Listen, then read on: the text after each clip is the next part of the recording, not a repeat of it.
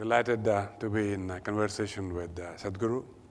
What we'll do today is explore over the next hour or so what I'd call moral dilemmas.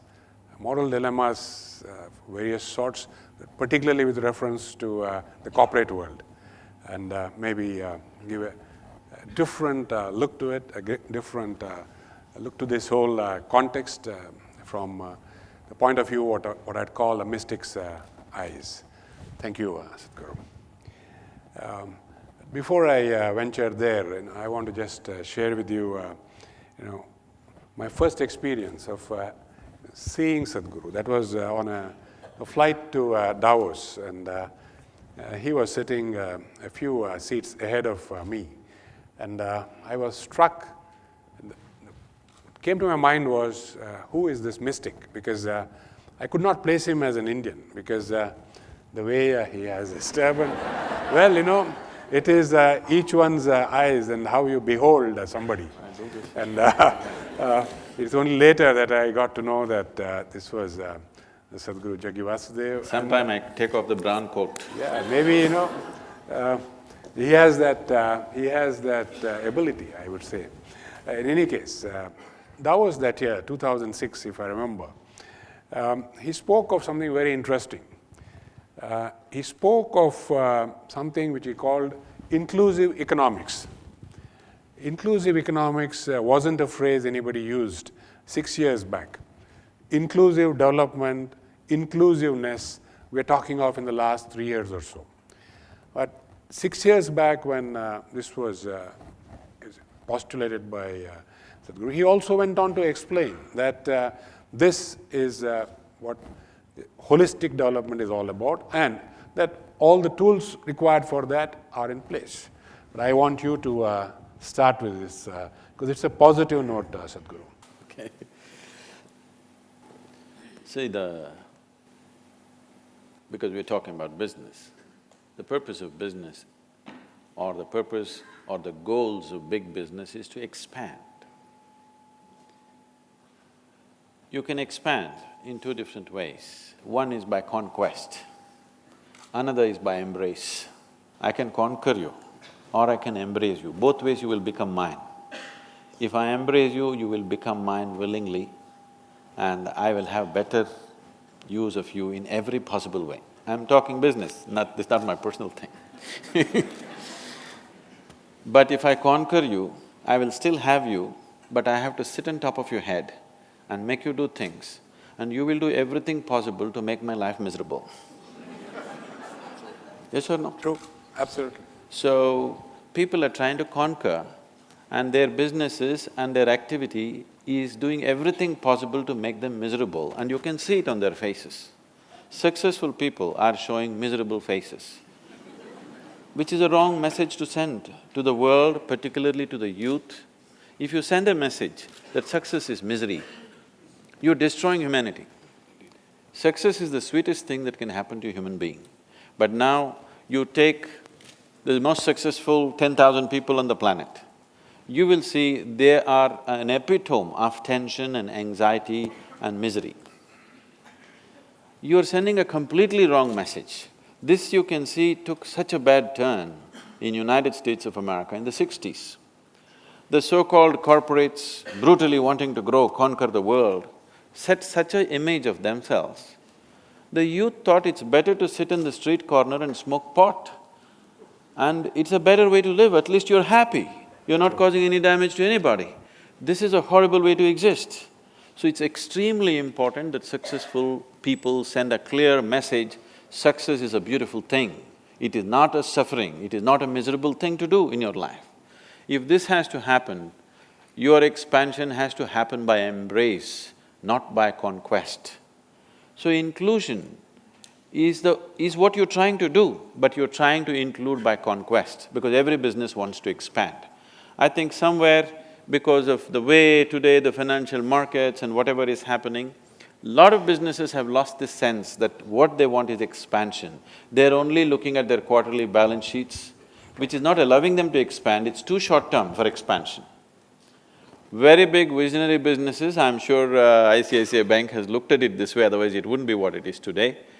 People are looking at expansion. Those who are really looking for expansion, they're not looking at what is somebody's opinion every quarter. You don't care what somebody thinks about you. People think all kinds of things about me in the last 30 years, but in the last 4 years, just to take last 4 years as a segment, in last 4 years we have expanded over 20 times over. We multiplied, not expand. This is because of a huge embrace, not because of conquest. When you have expanded by embrace, you don't become miserable with expansion, you become joyful and wonderful with expansion. Thank you. I want to maybe stay on Davos for one more maybe round before we move on. You have seen Davos from 2006 till after the crash of 2008. And just before we came here, we were having a short chat, and you said you addressed depression in the post-2008 period. And of course, you have seen the euphoria of the preceding years. Euphoria to depression, how do these mood swings happen? And how does one balance out one's views, as it were? I think one reason is a lot of people have not strived for their success. They are successful by chance. That's why they're euphoric and depressed. If they had crafted their success, you would know the mechanics of success. It doesn't matter what's happening today, you know where you're going anyway. Nobody can take that away from you. So people who do not know the mechanics of what they're doing, the fundamentals of what they're doing, by chance, because of situational help, somebody becomes successful, he is euphoric, he thinks they're hitting a lottery, they're not successful. Hitting a lottery is not success, it's just chance. So because of that, you see too much of these swings. And anyway, as I was telling you, they asked me to handle this session called recession and depression. It was 2008, just then recession had moved into the European and American market. All these billionaires were carrying long faces, so I am supposed to spread it a little bit. Spread a smile, that is. So I said, recession is bad enough. Do you need depression on top of it?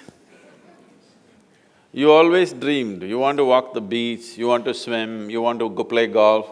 Okay, this is the time, less work, this is not the end of the world. And above all, the way we have structured our economic process in the planet is such that if we fail, we will be depressed. If we succeed, we will be damned. I said, I prefer that you're depressed. Because our economy is all about more, not about all. I think the business leaders, people who have reached a certain level of success, should shift their attention from more to all. All would naturally be inclusiveness. More is taking, all is an embrace. Indeed. Moving on to something that we see across India today, the mood of negativity. In a way, it is a continuum of this depression that we are looking at. But this collective mood of negativity, how do you look at it? And how do you actually explain? I think you meet only the people in the boardrooms. Right now, a lot of people, too many people, including the business leaders and the media, everybody is constantly talking about India will become a superpower, which makes me very apprehensive. You don't have legs and you want to climb Mount Everest. It sounds really apprehensive to me because we are going to flounder with this kind of attitude. Everybody is talking about India becoming superpower. You need to understand this in this country right now for 1.2 billion people. You neither have the roads, nor the airports, nor the infrastructure, nor the homes, nor even enough trees or not enough rivers, not even a piece of sky for 1.2 billion people. The only thing that we have is we have a population. We've done well on that. We have a huge population. If you transform this population into a very competent, focused, inspired population, yes, we could be a superpower in a different way than you understand superpower in normal sense. Superpower means people have always thought military might and something else. But we will be a superpower because just about anywhere you go, already we see that, but in a much bigger way, every company on the planet could be led by an Indian, that is superpower. We're all over the place. Somebody was telling, see, this is Bharat, Mahabharat is elsewhere else. You know, it's in a different place. So, I know there's one segment of people who are constantly morose about markets going down, markets going up and stuff. There's another level of people who are too loose in their thought that they think we're going to become a superpower. We don't have the fundamentals. I don't have to tell this to you, you know better. We don't have the fundamentals to become any kind of superpower. It's just too much of nonsense. Our problem is, we're too dramatic in our minds. We exaggerate our success, we exaggerate our failures. It doesn't matter, the crowd sees it that way, it's all right. But people in positions of responsibility and leadership should be able to see what is the reality, not imagining things about being superpower, not imagining things about going into dumps, both are not true. We are at a threshold. We are sitting with a possibility, a huge possibility in front of us. But between possibility and reality, there is a distance. Do we have the necessary commitment, strength and focus to walk the distance? That's a big question. Is every one of us working towards creating an India which will have the necessary focus and commitment to walk the distance from possibility to reality? This is still a question mark. Which way we will go, we don't know. Yeah, what I hear you saying, very rightly so, is we have this ability to exaggerate our success, exaggerate our failures, and maybe miss that big step that we have to take. We like drama. Yes, we need to do that. Moving on to something else, which in the corporate world I find people hesitate to say, and particularly in today's fast-changing world where things are changing at dramatic pace. Three simple words: I don't know. To be honest and admit it. I've seen you talk on this, and I've been fascinated by what you have said. But in the corporate context, I think it is very much something that we are yet to embrace, the ability to say, I don't know. Your thoughts, Sadhguru? See, the reason, the only reason a human being will seek to know something is because he realizes that he does not know. If he does not realize that he does not know, there will be no longing to know, there will be no seeking to know, and definitely there will be no knowing. It's not possible. Whether it is spiritual seeking or any other kind of knowledge, you will seek only because you realize you do not know. If you think you know everything or you believe you know everything, you will be just too full of yourself, that's all. And that is a huge problem, that's a very big problem. Though we have a culturally cultivated humility that you see all over the place, everybody is like this only, but still too full of yourself. When you bend, nothing goes out of your head. It doesn't make any space, I'm saying. Because my head is open, that's why I'm bandaged, can you see? I think that this is something that we have to understand and acknowledge if we are to grow as a nation in a business context. One is the ability to say, I don't know. Maybe in today's context, recharge yourself every year in those areas which you don't know and then proceed. This brings me to another corporate question, a problem. Inability to have a clear mind. Perception clarity, as you have put it in your words, as applied to what we do. How exactly do we look at it, and what is it that you think will stand business in good stead? See, when you say you're a leader, why would 1,000 or 10,000 or 1,000,000 people think you're a leader? Because you are able to see something that others are not able to see. You have a little higher perch for some reason, for whatever reason, or you have a third eye or whatever. You have for some reason you are able to see something that everybody else is not able to see. That's the only reason why you will naturally become a leader, unless you are a Maharaja's son and we have to bear with you. If you have grown up to be a leader, that's the only reason.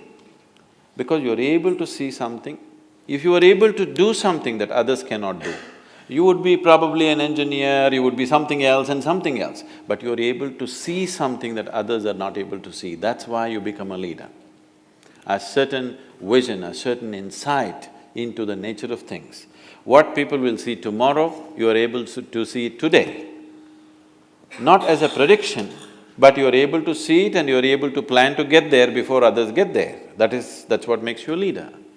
And now, if they don't have clarity of mind, today I see that wherever I go, particularly in the corporate areas, I wouldn't like to call it a corporate world because it's my endeavor to see that there's only one world, that people don't go on creating their own worlds. But in the corporate atmosphere, one thing that you see is people are tense and anxious because they think they are goal-driven.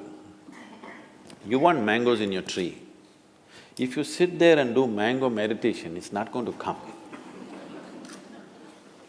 If you nourish the roots, you never even looked up, never even thought of a mango, if you take care of the roots, one day mangoes will land on your head whether you want it or you don't want it. It will just happen anyway. But that whole thing is gone today, everybody has become goal-oriented and new age meditation teachers are telling you, don't bother about doing anything, just imagine and it'll happen. You don't have to do anything. Yes, it's going on, isn't it? Just think about it and it'll happen. Okay, just fanciful things, which sometimes work. The problem is, by chance, many things work, all right? If you simply throw a stone, a mango will fall. That doesn't mean you can do it once again. So if you somehow get to some place, when I say somehow, when you are not able to manage your own mind, how are you going to manage 10,000 people's minds? Because in some way leadership means you are able to draw these 1,000 people and take them in one direction. You are able to inspire these people or instigate these people, or like a Pied Piper, if you walk, they walk behind you because somehow you captured their minds and they decided that your way of thought and your way of looking is better than their own. It's not a simple thing. For people to think that your way of thinking is better than theirs, you will have to prove it in 1,000 different ways, otherwise they're not going to surrender their own way of thinking and feeling and whatever. So for you to prove that, first thing is you must be in charge of yourself. When you do not know how to take charge of your mind, your energies, your body and yourself, how will you take charge of them? And they are not safe in your hands. I would say, anybody who is scattered all over the place, in his hands, nobody is safe. Such a person should be one of the departments, he should not be a leader. If he has to be a leader, in his lap everybody should be safe, then only he can be a leader. That is possible only if you have taken charge of yourself. Lot of people have gotten there somehow. Can I tell you a joke? Please. Please. On a certain day, a bull and a pheasant were grazing. Bull was chomping the grass, pheasant was picking ticks off the bull partnership. There's a huge tree at the edge of the field. The pheasant very nostalgically looked at the tree and said, "Oh, alas, there was a time I could fly to the topmost branch of the tree. Now I do not have enough strength in my wing even to get to the first branch." The bull very nonchalantly said, "That's no issue. Just eat a little bit of my dung every day. Within a fortnight you'll get there." Pheasant said, "Come on, what kind of rubbish is that?" The bull said, "Really, try and see, the whole humanity is on it." So very hesitantly, the pheasant started pecking at the dung, and lo, on the very first day it reached the first branch of the tree. Within a fortnight, it reached the topmost branch of the tree, just beginning to enjoy the scenery. An old farmer was rocking on his rocking chair, saw a fat old pheasant sitting on top of the tree, pulled out his shotgun and shot the bird off the tree. The moral of the story is, many times even bullshit can get you to the top, but it never lets you stay there. You know, the phrase was coming at the end, you know, where the joke really was cracked. I was just trying to sensitize I know. to the down Sadhguru always says this, that drama is important. So, midway, I think we all thought the joke was already cracking, but we didn't hear the crack. We heard it crack at the last minute. A slightly more difficult subject for us, I'm sure. and not for you, honestly. Egos, because this is something that we deal with every day in the corporate world. You have egos across colleagues. You build, organization structures. I call them cages because very quickly it is like you are in your cage and you're protecting your cage and you don't want anybody to come anywhere near it, and so on and so forth. How does one deal with the egos? Or maybe a larger question, how does this whole thing arise and how do you, where does this conclude? You want a business answer or a spiritual answer? No, I want a spiritual answer. Business answer we try in our own crude way, but I think we now have to try from your eyes, how is this handled? See, a lot of people have taken on this mode. Whenever they do something nasty, they would like to blame it on you, but you are not willing to take it. So they blame it on Mr. Ego. Where is this Mr. Ego? He only comes in when you're nasty. When you're beautiful, when you're joyful, when you're loving, when you're wonderful, Mr. Ego is absent. Only when you're nasty, you want to put it on somebody else because you haven't found anybody else, you have invented one Mr. Ego. There's no such thing. It is just that human beings are right now in a condition where sometimes they're pleasant, sometimes they're unpleasant, sometimes joyful, sometimes miserable, sometimes wonderful, sometimes horrific. This is what they are. Is there anybody here who is 24 hours good? Oscillating. This moment you're wonderful, next moment you're nasty, isn't it? So, because of this volatile inner nature, because it's not established, in the yoga we say, yoga saha kuru karmani, first establish in your yoga, then act. That's not been done. First is action. When your first action, this is what happens. Because you're unsettled, you're going from pleasantness to unpleasantness just about any time with smallest instigation, you have invented Mr. Ego. See, if you say, me and my ego reside within this body, what it means is, there are two of you. If there are two of you, that means you're either schizophrenic or you're possessed. You need either a psychiatrist or an exorcist. You're not sure what is the problem. So there are no two people, there is only one person here, you are an individual. If you are an individual, what it means is the very word individual comes from the word indivisible. That means you cannot be further divided. If you are an individual, you understand that I am sometimes so nice, sometimes so horrible. If you just realize this, would you want to be horrible? You will not want to be horrible. But this one thing they're dodging by inventing Mr. Ego. When people come and ask me, Sadhguru, what to do with my ego? Give him to me, I'll kill him right now. Where is he? No, he comes once in a way. Whenever you want to pass the buck to somebody, he's always there ready. Instead of that, some people don't go through all that. If they become little religious and if they think they're spiritual, what they will do is, they will give up their ego and they find God. All the nasty things that they do, they say it's God's will. They're taking instructions from Him, so you can't argue. People have waged wars, they've done horrible things to each other, the nastiest possible things they have done to each other because they were taking instructions from God. Others are taking instructions from a local guy, which is Mr. Ego. Sadhguru, I think in the corporate world, we have to do something painful a lot of times. Build businesses and then destruct businesses. And Jack Welch was probably one of the masters. He said that if you're not number one or two in any business line that we are going to cut you out. I think he was a brave leader and built a great company. Not all leaders find it easy to nurture something. And in your phrase, you say nurture and butcher. We may not use that phrase, but it's exactly what we have to do, but we fail at it. I want your views on this. I think on some of my books, I think one of the quotes that they have put, I think they printed, I don't know if they're still using it, at one time they were using it. I said a guru is a butcher. And a very difficult butcher because he has to lovingly nourish something and then when it's ripe, he has to slaughter it. So this is a thankless job because you nurture something, when it's ripe, you have to cut it open. So if corporate leaders are doing it, they're very close to me. But I think they're not doing it. They're getting very attached to what they nourish and they don't do it when they have to do it.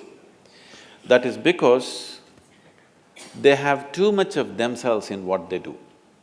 See, the beauty of action, any action that we perform in the world, the beauty, the pleasure and the joy of action, a human being will know only when he has no need for activity. If I sit here like this with my eyes closed, I can sit here till I fall dead. I won't have any interest, it doesn't matter what drama is happening, I won't open my eyes if I have to, if I don't have to. But at the same time, right now I'm on 20 hours a day, 365 days I'm on and on, because something needs to be done. So are you performing action because it's needed to the situation in which you exist? Because the action is always about the situation, but right now that's not how it is with most people. The action is about them. They are trying to make themselves something with action. This is a wrong way to approach, you're putting the cart before the horse. See, your action is actually an expression of who you are. Instead of that, people are trying to perform action and become something. You first become something and then you act in the world, these problems will not exist. What is needed, you will simply do. You will neither call it nurturing or butchering or anything, you will simply do what is needed. Right now, so many unnecessary things human beings are doing on this planet because it's about them, it's not about the situation in which they exist. So very right. I think in the corporate context, it's probably the most difficult thing for most people to do. They probably develop some attachment which they cannot let go. And they're like grandmothers. Like grandmothers. They're like grandmothers, so… They were ready to die, but once the grandchild comes, they don't want to die. It's wonderful. Wonderful. Again, in the corporate context, you learn, you devote and you work. My interpretation of Gyan, Bhakti, Karma. Is that right, or we need to sequence it differently in a corporate context, or is there something else that we need to understand from these three words, because they hold a lot of importance in a whole lot of things that you have actually talked about. And I'm trying to seek how this could be used in a corporate context. So this is relevant for any context. Whether you're a corporate leader or a political leader or a spiritual leader or whatever, or you're just one little thing you have started, you're not a leader of anything, it doesn't matter who you are, for everybody it's relevant in the sense, you can only work with what you have. You cannot work with something that you do not have. You can work towards something that you do not have, but you cannot work with what you do not have.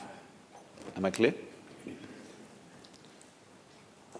We can work towards something that we do not have, but we cannot work with what we do not have. We can only work with what we have. So right now when I say what we have, the only things that you have as a human being right now is your body, your mind, your emotion and your energies. These are only four things you have. Rest is all imagination. Imagination helps to sleep well tonight, You're tensed up because of whatever is happening in the corporate world or in the share market or whatever else, then you say, this is all God's will. You can sleep well, it's a good tranquilizer. When Marx said it is the opium of the masses, people took it as something negative. It is not a negative thing. Lot of people are able to sleep only because they believe in God, otherwise they wouldn't be able to sleep. This is a very inexpensive psychiatry, you understand? Really. If you go to the modern psychiatrist, he can take only one client at a time and he needs furniture. This is an inexpensive psychiatry. Wherever you are, whichever part of the world, nobody is around you, you say, God is with me, you can sleep well tonight. So, without this, most minds would break. It will take an extremely clear mind to exist here without the help of an outer agency. All others need it. So I don't wish to destroy that support for anybody, but you must decide, are you looking for solace in your life or are you looking for a solution in your life? If you're looking at solutions, there is another way to approach. If you're looking for solace, just believing something always helps. So when you are a leader, I believe, it's eroding these days looking at many leaders, but when somebody says he's a leader, I believe he's a solution for millions of people who are not able to find a solution by themselves for whatever reasons. Yes? That's what a leader is supposed to be. But right now, in this country, you can become a leader if you create a problem. You don't have to find any solutions. Please don't take my advice, nobody should take my advice because you're Mumbaikars, I'm afraid of you. See, if you want to become a leader, by tomorrow morning you want to be a recognized leader, by midday, by the time the midday paper comes, by 12 o'clock tomorrow, you want to be a recognized leader in Mumbai, just, hire one segment, you don't need the whole hall. One segment of these people, maybe on 100 people, go, half of you block one main artery, ceiling. Why? It's easy to block. You block the ceiling and block one important rail route. By midday tomorrow, by the time midday comes out, you will be a leader in Mumbai. You build 10 ceilings, you will not be a leader in this country. You just block one or you break one instant.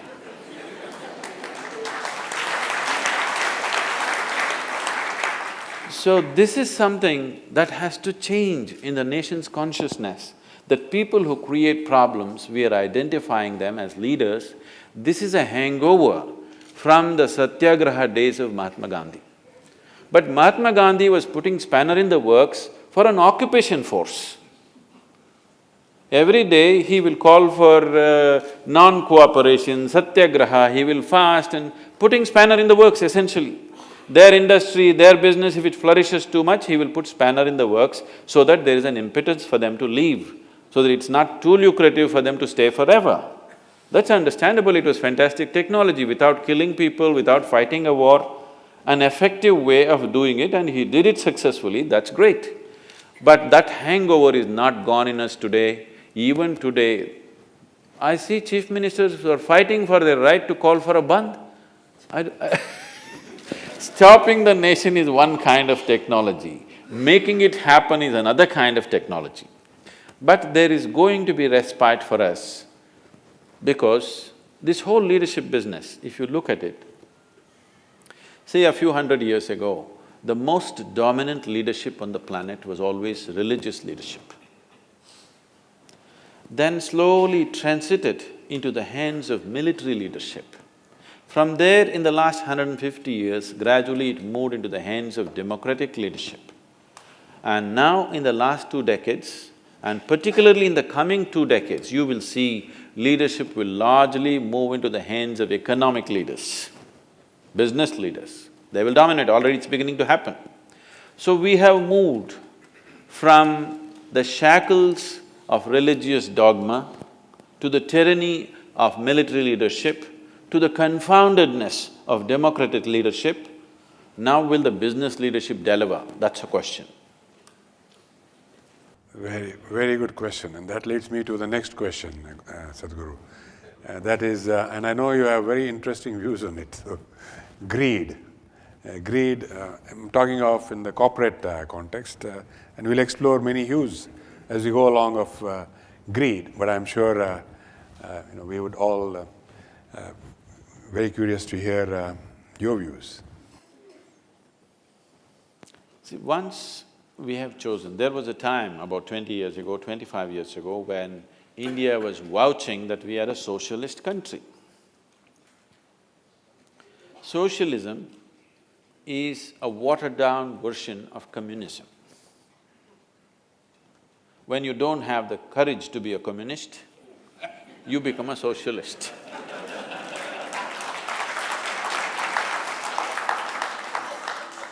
which has always been one of the serious problems with our nation, that we don't have the courage to say who we are, what do we intend.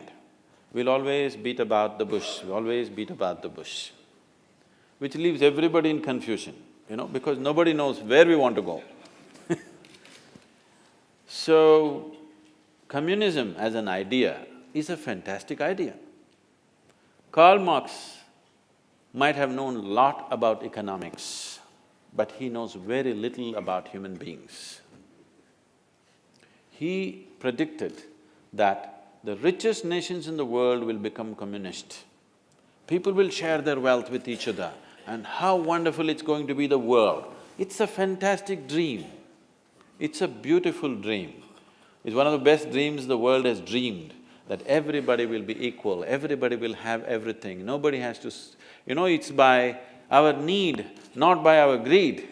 You may produce $1 billion, I may produce nothing, but you are willing to share with me. There's a very beautiful story, incident which happened when Mark Twain visited. He was so excited. Wow, rich are going to share their wealth with the poor and everybody's going to be equal, equal opportunity for everyone. This is fantastic. Everybody wanted to go. Lots of thinkers and authors from America traveled to Russia because they were so excited. This is it, the world is going to change. So Mark Twain was walking in a country road. A country Russian gentleman was walking in front of him with 2 hens under his arms. He ran up to him, caught up, and he said, "Comrade, are you really a communist?" He said, "Yes, I am a party member." He said, "Is it true that if you have 2 bungalows, you will give away one to your comrade?" "Of course. If I have 2 bungalows, I will give away one to my comrade. I'm a party member, I'm an office bearer." "If you have 2 carriages, will you give away one to somebody who needs it?" "Of course, I'm a party member, I'm the president in my village. I have to and I will." "You have 2 hens, will you give away one of them?" "What the hell, that's all I have." So people wanted to give away what they don't have.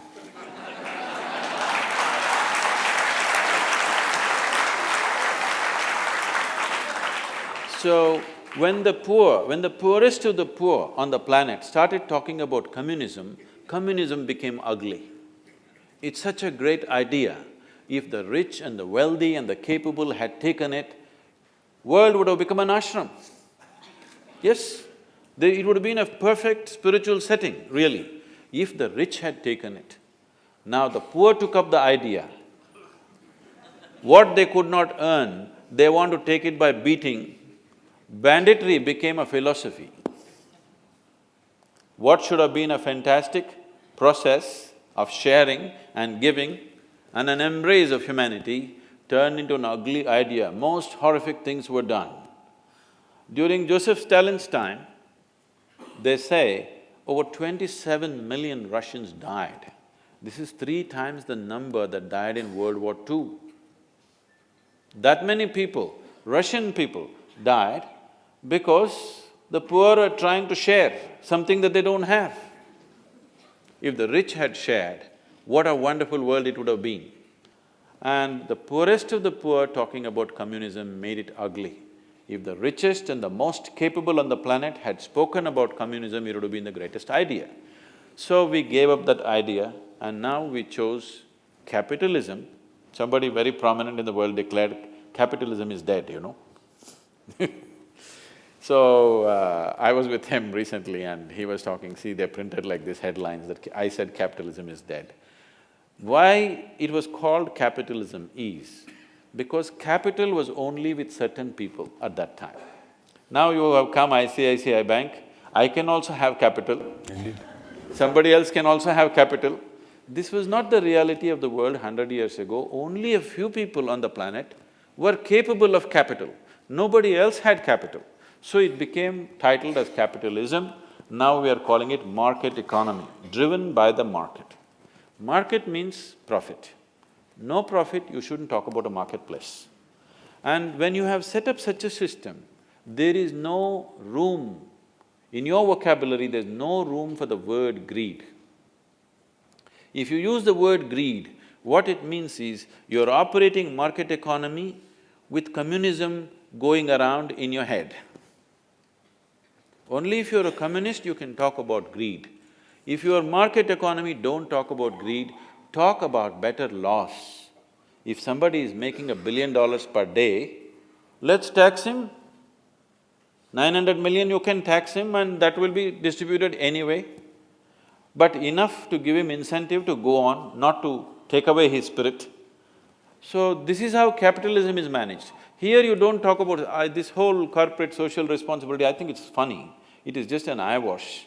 Instead of that, the government, if the administration, if it has the necessary sense, you can bring the right kind of policies where businesses can grow unbridled, but it will naturally benefit the rest of the society. This can be done with simple laws, taxation and other kinds of laws. Business laws can do this. There is no need to talk about service, there is no need to talk about greed.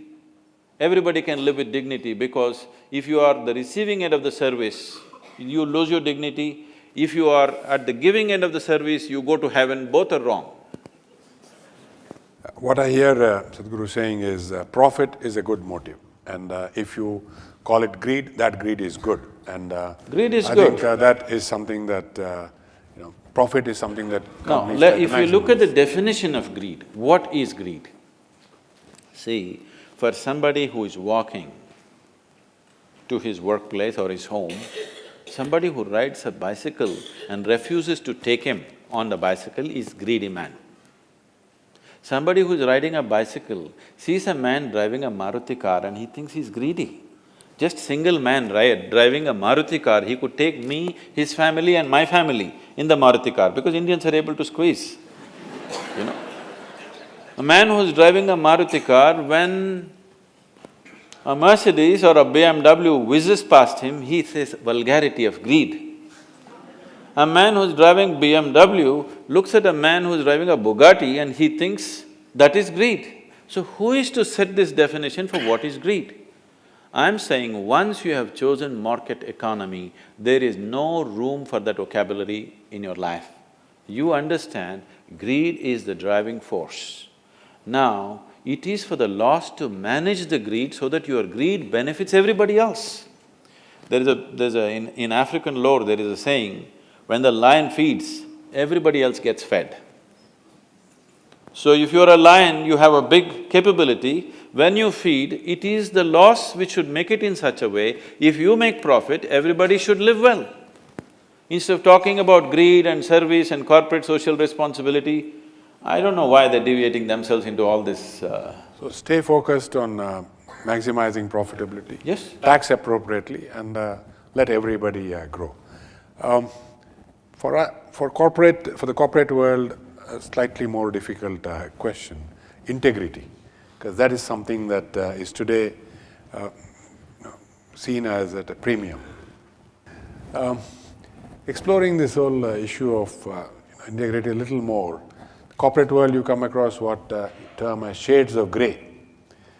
Are these artificial, like the ego, or are they real? And what drives them, and how do you actually put them to rest? Because this is surfacing more and more, and the excuse is, well, it was grey, so I chose a particular path.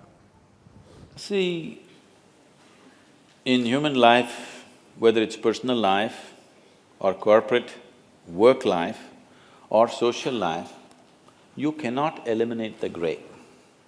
But the grey areas become very dominant in a society where the laws are not crystal clear. For the grey areas to be reduced, we must simplify the laws, we must make the laws in such a way that everybody can understand the law. Only then it can be implemented. You are in the highest level of banking. Do you really believe you understand all the laws that are there in banking in India? Let me ask, I know you don't. Because nobody can understand this. It is such a confusing nonsense that you leave so much grey area. Now the only thing you can tread is grey. When half the street is grey, you will naturally go. So basically you're saying, yes, it is, you need to be clear in your mind and then take the path which you think is appropriate. What I'm saying is, we are leaving the lawmaking, as I said, we are in the transition where economic leadership is going to become more important in the coming years. It is time that economic leaders, significant leaders like you, take this step that you have a role in the formation of economic things in the country. Right now, political leaders who have no clue about what it is are trying to do it. You look at the budget, it's a political statement, it has no economic consequence, it's a sad thing. A booming economy is being systematically dismantled, that's how I see it, that's my understanding, I don't know how you see it. A very booming economy is systematically being dismantled, it's not necessarily because they intend to do it, simply because you're ham-handed, you don't understand what it is about. Economic leaders must take part in making the economic laws. Now, the reason why this is not allowed is, business and corporate leaders are seen as vested interests. So one important thing that you mentioned about integrity is that the business leaders should be able to shed this tag of being a vested interest. This is a high time. As I said earlier, will the business leaders deliver? Whether they deliver or not simply depends on, are they able to shake off the vested interest tag? If you shake off the vested interest tag and build a trust with the people, then you will see economic leaders will participate in making of the economic laws. When that happens, we can reduce the gray areas considerably and we can set up highways to development, not obstacle courses. A complex problem because once you bring in vested interest, it gets even more complex. I want to go on to something again in the corporate world which we face. And you have used a phrase, coming, going and staying. We are seeing that happen in the corporate world with all the constituents or major constituents or people. The approach is you come and you think of going even before you come. And staying is a little further away from the mind. Even marriage is becoming… So, your perspectives, Sadhguru. See, because as we looked at a corporation as a whole also is thinking in terms of short-term benefits. There is no long-term commitment to what they want to create. Individual human beings also taking the same attitude. No human being can create anything truly wonderful if he is not absolutely devoted towards what he wants to do. Whether it's sports or economics, business, spirituality, it doesn't matter whatever. No human being will rise beyond mediocrity if he's not devoted to what he's doing. That means if you're devoted to what you're doing, the consequence of your work is not even an issue for you. What you're doing is the main issue for you. Now, whether you stay in this company, that company is not the problem, but you want to create this is the problem. If you have that focus, then where you are doesn't matter, benefits will happen. The chances of you coming and going is very limited because you would like to, because it takes a certain amount of time to build teams, it takes a certain amount of time to evolve into a trustful position in any organization. Without people around you trusting you, without people around you looking up to you, nobody is going to achieve anything significant. Only they may get better salary. If somebody gives them few thousand rupees more somewhere else, they keep shifting. That is their commodities in the market, you can pick them and drop them. As people come and go, you also pick and drop because they don't show that commitment. So, for those who are aspiring to be leaders, it's very important. The question is not about what is the consequence of your work. The question is about, are you committed to creating whatever is valuable for you, whatever you think is truly valuable in the area of work that you're doing, are you committed to this? Without this commitment and devotion to what we are doing, humanity will not… individual human beings will not rise beyond their mediocrity. It will be only about counting money, which will not mean anything beyond a certain point. When you're earning only 500 rupees, a 100-rupee increment will mean a lot to you, but after some time, it is not something that even concerns you. What you're creating, what you're doing, what the situation allows you to do, whether you can find expression to your talent or not is the important thing. Instead of creating that space, if every 2 years you're shifting here and there, you lose out on that possibility of being a full-fledged human being. Instead of that, you will settle for being a commodity in the market. Very true. A lot of times in the business world, as in outside life, you try to say, I'm doing this for the greater good. And people don't try to probably see where to draw the line. And for example, would you lie in the greater good sort of situation? I think most people already know it. I came on the television, somebody asked me, Sadhguru, would you lie? When would you lie or something like that? I said, whenever necessary. So they went on playing this thing on the television. Sadhguru says he will lie whenever it's necessary. So obviously, one who says he will not lie is lying. Because the definition of what is a lie has to be established within you. Now, you are trying to create something for everybody's well-being. The thing is to make it happen. You are going by verbal realities. What is true and what is not true verbally is not the thing. In reality, so right now let me ask a simple question to all the audience. See, right now, there is one new kasab walking on the street. I was there also. He asked, because he wants to find a packed house for his work. He asked, are there people in the hall? Tell me, shall I lie or tell the truth? You tell me, accordingly I'll do. Should I lie to him or tell him the truth? I will lie to him without batting an eyelid. I will. If you don't like it, I can't help it, that's how I am. Yeah, and that's a very, very, very perceptive thing. Because the question is, are you ruled by morality or are you ruled by your consciousness of inclusiveness? That's a big question. Are you existing here as a piece of life or are you existing here as psychological structures of morality? I am here as a piece of life. My life reverberates with every other life and I will do whatever I have to do for that, whatever. So there is a concept of greater good, as long as the good is something that you can clearly identify, evaluate and then take a view on. I wouldn't say greater good or lesser good. Is your action inclusive or exclusive? That's all the question is. Inclusive means you're trying to take everything inward, exclusive means you're trying to push things out. Whenever you do something, will this lead to a larger sense of inclusiveness or will this set up exclusiveness? This is the question, this is the only crime on the planet, isn't it?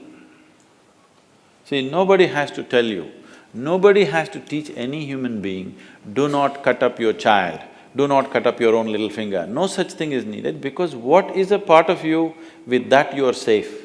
What you think is not yours, that is where the problem is, isn't it? Someone said, you know who, he said the other is hell. If you think there is something other than you will start creating hell anyway. If you see everything as a part of yourself, then whatever is needed you do. That was very well put. In fact, it drove home the point so well and you used such an example where nobody felt guilty in taking a view. I'm saying this because some time back, the same question was posed by a professor in a different way. Same situation. He says, to find out where this person is going to next attack and or do something, we need to torture him. Will you torture him or not? Now, I think the example that you used brought out the morality of it very clearly. That is it an inclusive act or is it not an inclusive act? And you take a view based on that. No, we have found better solutions. In India, because we are a land of truth, we have a truth serum. We don't beat them anymore. The question I have is still in the corporate world. One big issue that is coming up now is work-life balance. And the young Indian is today seized of this question, as indeed young people everywhere in the world. So, particularly in the American milieu, I see, because I mix with this, people there. In India, it's not so tight. People still are little between both. In United States, it's so strictly done. Friday morning, they're already in their beach shorts in the office. Inside their trousers, they got beach shorts. When they come out of the parking lot, they're pulling it out. Because Friday evening, they don't want to be seen in their pinstripe they want to be seen in the beach shorts. So this distinction between work and what is considered fun or pleasure is too stark. That is mainly because you're suffering your work. If you are enjoying your work, that distinction wouldn't be so stark. If you went to your work like you're going there to have a love affair, if it was a love affair, for me, my work is a love affair. If I work 22 hours a day, I don't feel that, something has been taken away from me, because you're doing what you care to do. If you're doing what you really care to do in your life, if you're constantly creating what you care to do in your life, everywhere you go, no matter whether it's a workspace or on the street, wherever you're constantly striving to create what you care for, then you will see you're like on a holiday, always. It's always pleasure. Sometimes you need a break from this thing for the physical body. If you need a break from work, I think you need to look at yourself. That means you're doing something that you don't really care for. If you're doing something that you truly care for, why would you want a break? I would like to have 48 hours per day, if it's possible. But even a mystic is not given extension. They're just strict on the 24-hour schedule. I'm willing and I'm energetic enough to go 40 hours a day, but they don't give extra time, I asked this question of Sadhguru as we were driving here, how long is your day? Very diffidently. And Sadhguru said, well, it's around 18-20 hours. And of course, if needed, it extends even longer. I didn't know that it extends beyond 24 hours. No, they don't I give… can well believe that it extends beyond 24 hours for you. No, even a mystic and a yogi is not given even a minute's extension. That's a problem with the creation. Doesn't matter who you are, you don't get an extension, it gets over, it gets over. So, now this distinction between work and pleasure being so stark is not a healthy thing. That you enjoy the weekend and you suffer the week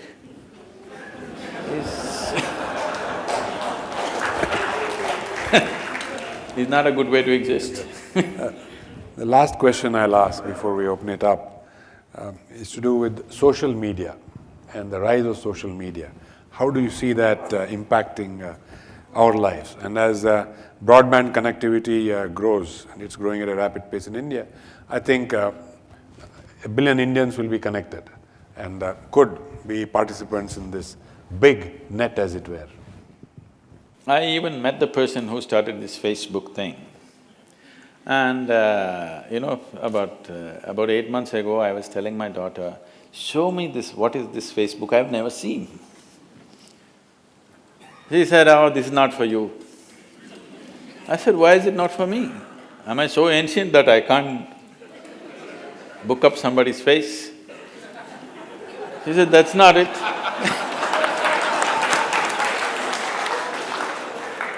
She said, that's not it, you are anyway connecting with millions of people just like that.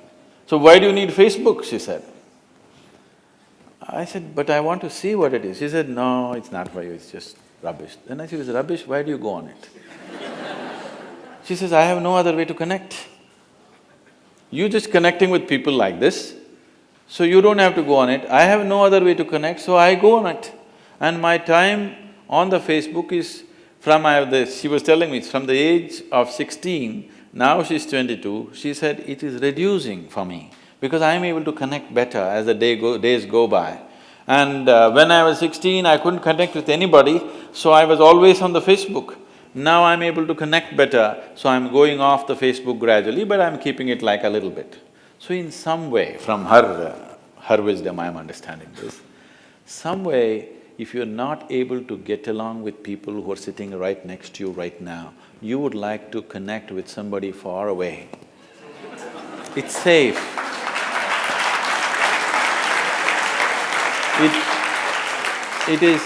It doesn't cost anything. If you have to fall in love with the person who's next to you right now, it costs life. You have to give away a part of your life, otherwise it's not going to work. You can love somebody in New Zealand. Every day he will write love letters to you, you can write love letters to him. You don't even know whether it's a man or a woman because we do not know how many faces he has. And it is a kind of an entertainment and a distraction. This is not new, I want you to understand. People have been doing this for a long time. Now this Facebook or long-distance love affair is not a new thing.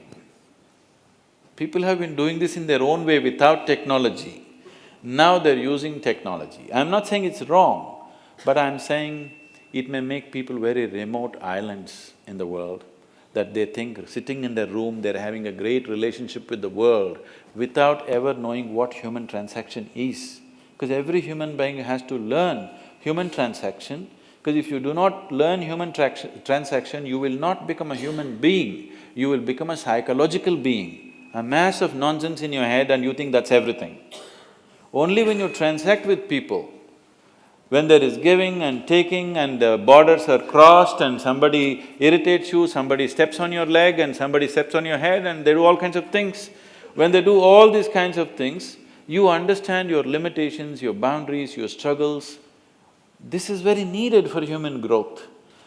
In some way, in one way it is enhancing, but in another way it is making lots of people a kind of islands. So what I would say is, technology has no quality of its own, it's just an enabling.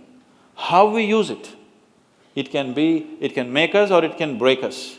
So it is left to the individual and it is left to the cultures, left to the educational institutions and people who are educators who are involved in it, to bring this awareness into the child that technology is made for our well-being, not to destroy ourselves. If this is taught to every child, I think they will use it in a positive way. Thank you. We can open this, a few questions to the audience. Guruji, you mentioned that taxes have to be rationalized, but how does the taxpayer ensure that it is spent properly? I said, in the making of the laws, economic leaders have to be included, especially the economic laws. Once that happens, the next step of how it is used also will come into their hands. I'm saying the law-making should not be the prerogative of people who just from nowhere they pounce and just land in the parliament just like that. I mean, the statistics that they're giving, I don't know if it's all genuine statistics or you can trump up cases against people in this country. But what they're saying, how many people have… I mean, yesterday Anna Hazare has been going about giving statistics. I don't know if all this is real. I would like to believe it's not real. Number of people against whom murder cases are there, number of people against whom rape cases are there, number of people who have other kinds of criminal cases against them, convictions must be true, cases may be trumped up. When you look at this, if these people are going to decide how the money is going to be used, we very well already know how it's going to be used. Now the thing is, we have come to a place where people are not even expecting integrity from the political leadership. Even that expectation is gone. Even if there is somebody with some integrity he comes, we already branded him that he's no good, anyway he's going to be a thief. If this has to change, one thing is corporate leadership has to show a different dimension of integrity and they should get a foothold into the lawmaking process, particularly concerning the economy, because today almost everything in the country is determined by an economic process. The whole world is like this. There was a time when countries were divided in terms of ideologies and stuff. There's only one ideology, are you successful or not in the economic market? So when that is the mode we have taken, I'm not saying this is an ideal thing. When that's the mode we have taken, we better succeed in that. See, you start playing football and now you want to take the ball in your hand and run away, that is destroying the game. You've chosen to play football. In football, you have to run with the same 2 feet and also kick the ball, which makes it little less efficient. If you take it in your hand and run, you could be more efficient, but you've chosen to play football and that's the way you play it. You can't change the game in the middle of the game. Suddenly you can't say, I will play some other game, okay? Now we have chosen a market economy, our business is to make it a successful process which will bring well-being for all the people in the country and in the world. If this has to happen, people who are the real participants in the economic process, which is the economic leaders and the business leaders, they must have a role in making of the law and to some extent in the enforcement of the law. Otherwise, how? Thank you, Sadhguru, on that note. Wealth to well-being and all the challenges in between. And we explored a whole range of issues, most of them relating to the business world, the corporate world, a few of them to the real life beyond the corporate world, and I'm sure we are all the richer for it. Thank you very much.